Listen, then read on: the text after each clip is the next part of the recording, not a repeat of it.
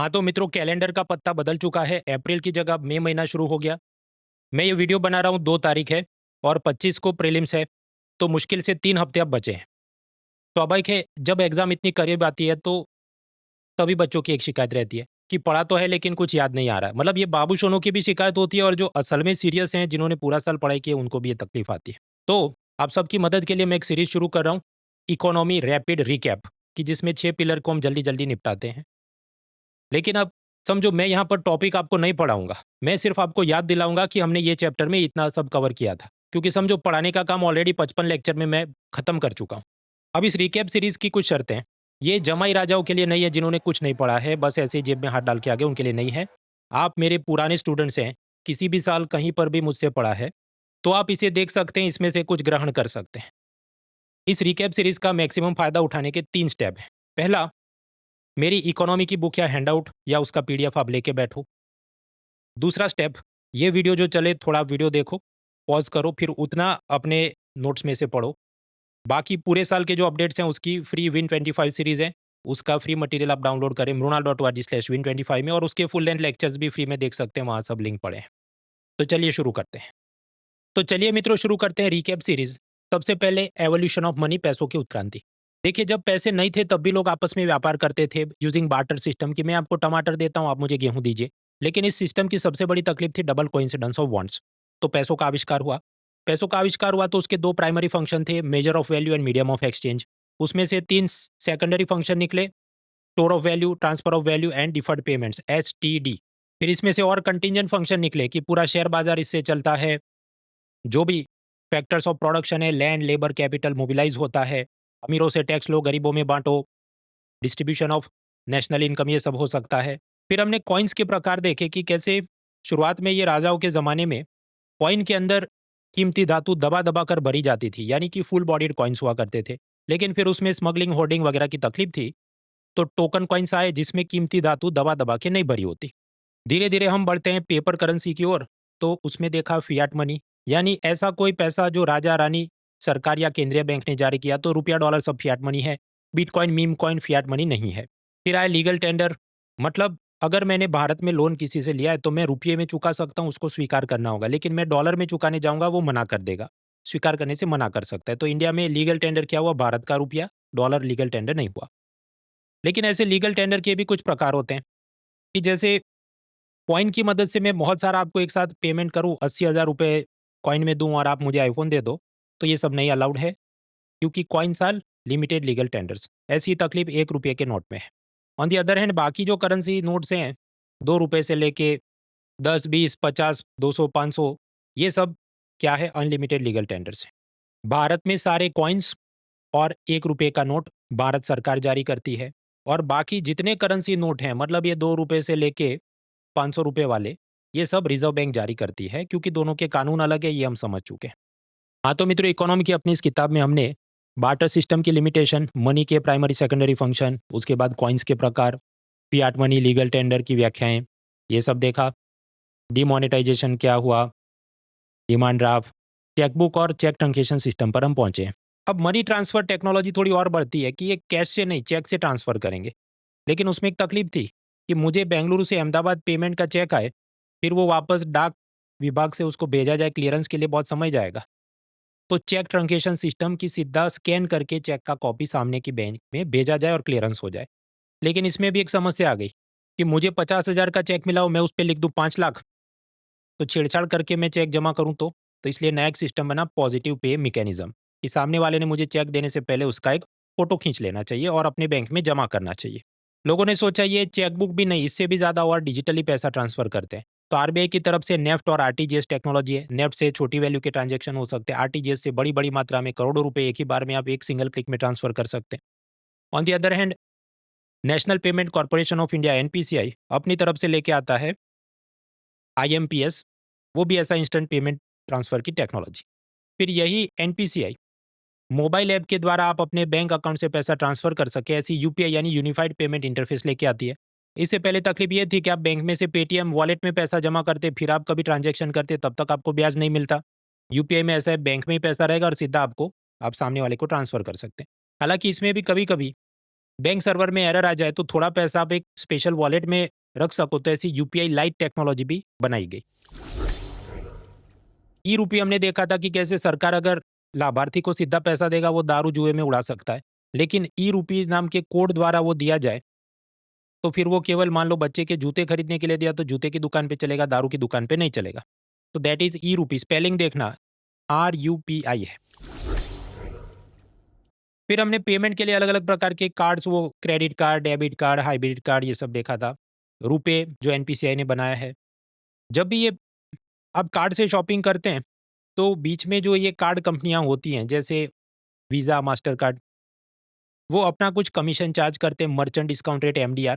और फिर ये कस्टमर का बैंक, मर्चेंट का बैंक और ये payment gateway visa, master card, RuPay, ये सब लोग आपस में बांटते हैं। और ये MDR की कंट्रोवर्सी चलती है कि इसके चलते व्यापारी कार्ड एक्सेप्ट नहीं करते, सरकार फिर सब्सिडी दे, वो सब हमने देखा। अब देखिए भारत के अंदर मोबाइल पेमेंट ट्रांसफर के लिए यूपीआई है, कार्ड से पैसा ट्रांसफर करना है, रुपे टेक्नोलॉजी है। तो उसी तरह यूएई के अंदर आनी और कार्ड सिस्टम है जयवान। इसके बारे में यूपीएससी ने पिछले साल सीएपीएफ परीक्षा में पूछा था कि जयवान किसका कार्ड है, तो जवाब क्या है, यूएई। ये मुझे नहीं पता था क्योंकि न्यूज़पेपर में ये बड़ी हेडलाइन में अलग अलग टाइम पे इतनी बार आया ही नहीं कि अपने रडार में आए। यार इन्होंने पूछा, फिर मैंने Win25 अपडेट सीरीज में आपको पढ़ा भी दिया था। तो ये मेरी आदत है कि मैं बाकी पेपर्स भी देखते रहता हूँ, अगर कुछ अपने ध्यान बाहर गया तो फिर से देख लेते हैं। दिल्ली कोचिंग माफियों का आप जानते हैं, वो कभी कबूल नहीं करेंगे मैंने नहीं पढ़ाया था, वो आपको बताएंगे कि तुमको सपना आ जाना चाहिए था कि ये सब पूछे जाने वाला है, तो भाई तुम फीस किस बात की लेते हो, ये मुझे समझ नहीं आया। एनीवेज आगे बढ़ते हैं। Financial messaging system. एक विद्यार्थी अमेरिका गया और वो वहाँ पर अब जॉब कर रहा है, तो वो डॉलर अमेरिका से अपने पेरेंट्स को भारत में भेजना चाहता है। तो पैसा तो हो जाएगा यूएस फेडरल रिजर्व से, स्विट्जरलैंड में BIS बैंक में, उधर से RBI में, उधर में से आपके पेरेंट की बैंक में। लेकिन इसके साथ जो एक मैसेजिंग सिस्टम चलती है फॉर इंटरनेशनल ट्रांजैक्शन, उसे कहते हैं फाइनेंशियल मैसेजिंग सिस्टम। कौन सी है? Swift messaging system. बेल्जियम में इनका हेडक्वार्टर है। तकलीफ इसलिए हुई कि रशिया को बैन कर दिया यूक्रेन युद्ध के चलते। तो ये रशिया, चाइना, बाकी देश क्या सोचते हैं कि हमें अपना एक अलग फाइनेंशियल मैसेजिंग सिस्टम बनाना चाहिए क्योंकि ये वेस्टर्न पावर्स स्विफ्ट को कंट्रोल करते हैं, तो ये हमारे हित में नहीं है। हाँ, तो हमने चेक ट्रंकेशन सिस्टम देखा, नेफ्ट RTGS देखा, उसके बाद यूपीआई टेक्नोलॉजी, और फिर एनपीसीआई ने ये यूपीआई के नाम पे और 25 जात के जो अपडेट्स दिए हैं वो सब कुछ देख लिए। कार्ड के प्रकार, मर्चेंट डिस्काउंट रेट की समस्या, स्विफ्ट मैसेजिंग सिस्टम, और अब हम पहुंचे सेंट्रल बैंक डिजिटल करेंसी और बिटकॉइन की तरफ। मित्रों इसके आगे पीछे हमने और भी बहुत कुछ पढ़ा था, commodity money, metallic money, paper money, Fiat money, legal tender, bank money, digital payment. फिर आखिरी चरण जो था उत्क्रांति का, फाइनल स्टेज ऑफ एवोल्यूशन, वो क्या है? क्रिप्टो करेंसी, वर्चुअल करेंसी, ये सब। तो वर्चुअल करेंसी दो जात की हो सकती है, एक सरकारी या कोई सेंट्रल बैंक जारी करे तो सेंट्रल बैंक डिजिटल करेंसी हो सकती है, और दूसरा कोई प्राइवेट प्रोग्रामर जारी करे तो प्राइवेट वर्चुअल करेंसी हो सकती है। और उसमें भी दो जात हो सकते हैं, जैसे बिटकॉइन वगैरह, तो उसमें नॉर्मल लोगो रहता है, नॉर्मल इमेज रहता है। ऑफकोर्स इमेज तो कुछ है नहीं, तो डिजिटल चीज़ है तो बोलने की बात है। तो नॉर्मल वाले जो क्रिप्टो करेंसी है, और सामने कोई ऐसा क्रिप्टो करेंसी जारी करे जिसमें ये डोनाल्ड ट्रंप का, किसी ये जापानीज कुत्ते का फोटो हो, मीम हो, तो उसे हम कहते हैं मीम कॉइन्स। ये जो बिटकॉइन है, हासिल करने के 3 तरीके हमने देखे थे। आपके पास पावरफुल पीसी है तो उसी से आप माइनिंग, इसका सॉफ्टवेयर इंस्टॉल करो और माइनिंग चालू करो। आपके पास पीसी नहीं है तो मान लो मैं अपनी ये किताब किसी ऐसे आदमी को दूं जिसके पास बिटकॉइन है और वो मुझे ट्रांसफर करे, तो सेलिंग गुड्स एंड सर्विसेज से भी कमा सकते हैं। तीसरा, मान लीजिए मुझे वो भी नहीं करना, तो मैं अपने रुपये या डॉलर किसी व्यक्ति को दूं और सामने उसका बिटकॉइन खरीद लूं। हालांकि बिटकॉइन के प्राइस में काफ़ी वॉलेटिलिटी यानी कि अस्थिरता रहती है, कभी $1,00,000 का हो जाता है, कभी $17,000 का होता है। और यूट्यूब पे आप जानते हैं जो टाइम पास यूट्यूबर्स हैं वो आपको ऐसे फर्जी ऐप्स में इन्वेस्ट करने की सलाह देते रहते हैं। मैं देखता हूँ आजकल कुछ कॉलेज के विद्यार्थी भी इसमें लगे हैं। भाई टाइम वेस्ट मत करो, ढंग का अपना कॉलेज का पढ़ाई करो या फिर आप कुछ ये सरकारी नौकरी की तैयारियाँ करो। घर बैठे हवा में पैसे आ जाएँ वो सब जुए की बात है, वो लॉन्ग टर्म में सस्टेनेबल नहीं। अब डोनाल्ड ट्रंप ने ये सोचा कि ऐसे बहुत सारे बिटकॉइन तो हमने ये अलग-अलग जो अपराधी नारकोटिक्स का धंधा करते थे, टैक्स चोरी करते थे, उनसे हमने जब्त किए हैं, सरकार ने जब्त किए हैं। तो क्यों ना उसे एक तिजोरी में हम भर दें और फिर इमरजेंसी में उसको बेच के प्रॉफिट कमाएँ और उससे अपना देश चलाएँ। तो ऐसा बिटकॉइन स्ट्रेटेजिक रिजर्व बनाने की भी बात हुई है। ये जो बिटकॉइन और बाकी जितनी क्रिप्टो करेंसी बनाई गई उसके पीछे एक टेक्नोलॉजी है, ब्लॉकचेन टेक्नोलॉजी।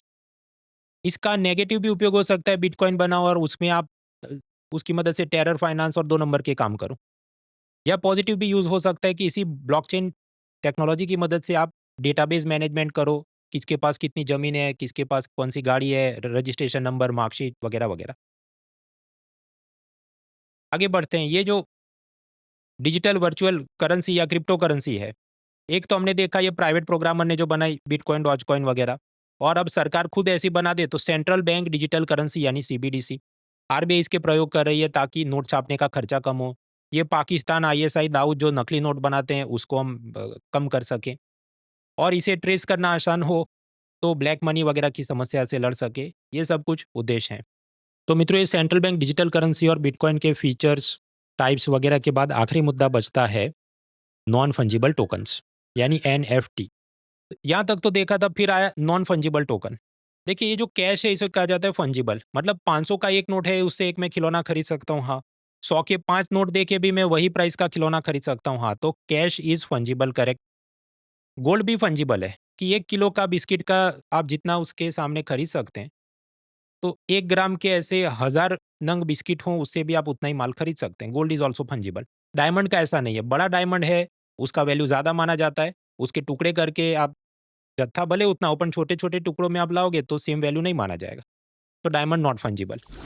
आप कोई 5 स्टार होटल में जाते हैं तो आप अपना जो कोट है, मफलर है, ये सब आप उसे दो, वो कहीं स्टोर में रखेगा, तो क्लॉक रूम, और सामने आपको टोकन देगा। उसी तरह आप अपना कार पार्किंग खुद नहीं करना होता, उसको दो, वैले पार्किंग होता है और आपको वो टोकन देगा। तो ऐसे जो टोकन है वो क्या है? वो असल में आपकी जो एसेट है, आपका कोट है, गाड़ी है, उसका ओनरशिप रिप्रेजेंट करता है कि जब आप वो टोकन वापस करोगे आपको सामान दिया जाएगा।